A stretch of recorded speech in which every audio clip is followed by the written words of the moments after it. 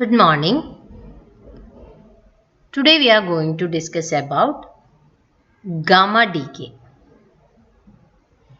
We had already discussed alpha decay and beta decay.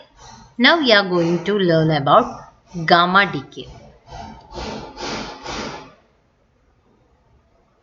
When atoms decay by emitting alpha or beta particles to form a new atom, the nuclei of the new atom formed may still have too much energy to be completely stable. So these atoms will emit gamma rays to release that energy. This process of emission of gamma rays by the excited nuclei is known as gamma decay. So usually after alpha decay or beta decay, the nucleus will be in excited state. So the nucleus will try to come back to its ground state by emitting high energy photons known as gamma rays. So this nuclei also have excited energy states like that of an atom.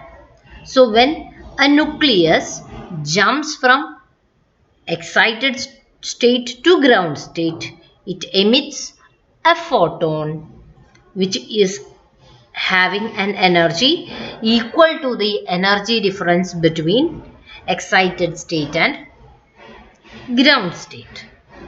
So these photons, emitted photons, are called gamma rays. So gamma rays are high energy radiations and are not charged particles like alpha and beta. We know that alpha is a helium nucleus, whereas beta is an electron or a positron. And since there is the nucleus is coming to its stable state after emitting this gamma radiations, there is no change in mass number or atomic number of the nuclei, so that the nuclei remains the same. See here X, A, Z. You can put a star here in order to identify that nucleus to be in excited state, becoming XAZ plus gamma. So that is an equation for gamma decay. So the excited nucleus can decay by the emission of an alpha or beta particle. Even though after emitting an alpha or beta particle, the daughter nucleus will be in an excited state, so that it decay into a lower energy state by emitting a gamma ray photon in a process known as gamma decay. See here there is an example of cobalt. Cobalt undergoing beta minus decay. See, an electron and an antineutrino is emitted here. So the cobalt is changed into a nickel, but the nickel is in an excited state. After this beta minus decay process, the nickel is in an excited state. So it then decay to its lower energy state by emitting a gamma ray. So that nickel 2860 star undergoing gamma decay becomes nickel 2860. So here you can write the equation like this: XAZ, which is unstable nucleus or excited nucleus undergoing gamma decay forming stable nuclei, plus gamma plus energy. An example is given here with an element technetium denoted by Tc. Here you can see that the 43 and 99, both atomic number and mass number remains the same in a gamma decay process. So what are gamma rays? Gamma rays is an energetic form of electromagnetic radiation produced by radioactivity or nuclear or subatomic processes such as electron-positron annihilation and radioactive decay. So these are the energetic electromagnetic radiations emitted after a radioactive decay process or after an pair annihilation process. Let's move on to the history of this gamma rays. This gamma radiation was first studied by Henry Becquerel, where he speculated that this radiation is stronger than the X-ray.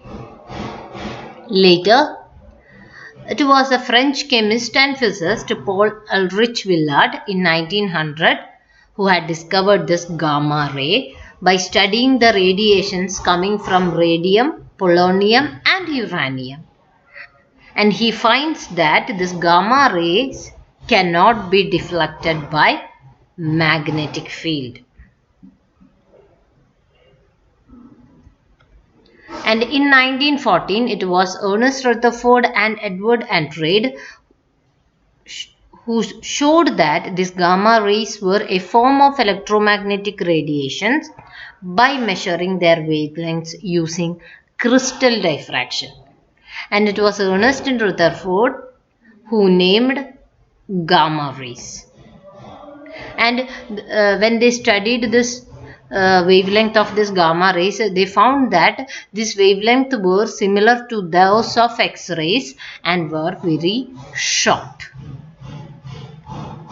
So gamma rays are electromagnetic radiation having no mass and no charge, and they are having the speed equal to the speed of the light, and they are having very high penetrating power. So penetrating power is very high in the case of gamma rays, much greater than that of alpha and beta rays, and it is having low ionization power. And the gamma rays are massless photons, and their emission will cause no change in either mass number or charge or atomic number.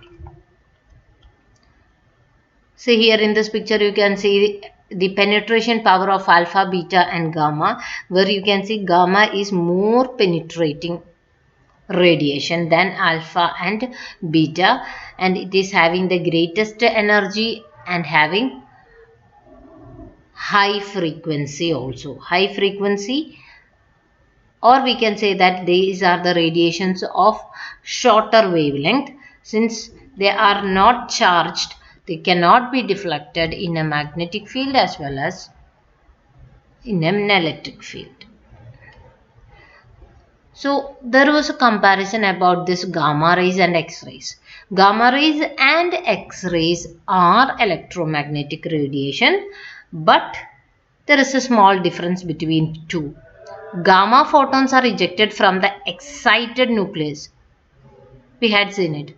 But these X-rays are the result of the transition of orbital electrons. When this orbital electrons, that means the electrons in the K shell, L shell, M shell, etc., make a transition between the orbits. That means, for example, an electron from the N shell making a transition to M shell, what happens? It emits electromagnetic radiations. That radiations are known as X-rays. Here gamma rays are formed or emitted during the de-excitation of an atomic nucleus, which is another process of gamma ray emission. That is given by this slide, that is the electron-positron annihilation, which we call it as pair annihilation. And this electron-positron annihilation occurs when an electron and a positron collide each other, and the result of this collision is the annihilation of electron and positron, creating two gamma ray photons. So here you can see an electron and a positron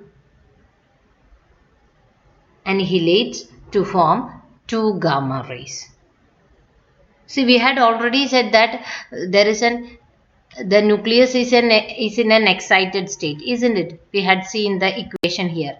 The nucleus is in an excited state, and from that the gamma decay occurs. So we know that this excited nuclei have very short half-lives,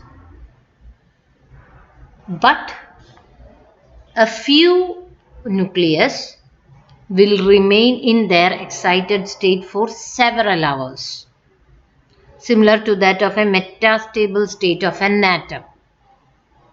So that type of nucleus are known as isomers. That means a long-lived excited state of a nucleus is called an isomer of that nucleus. For example, strontium is having its isomer, but this isomer strontium is having a half-life of 2.8 hours. So nuclear isomer means the excited nucleus having long life, or we can say that a long-lived excited state of a nucleus is known as the isomer of that nucleus. So that's about the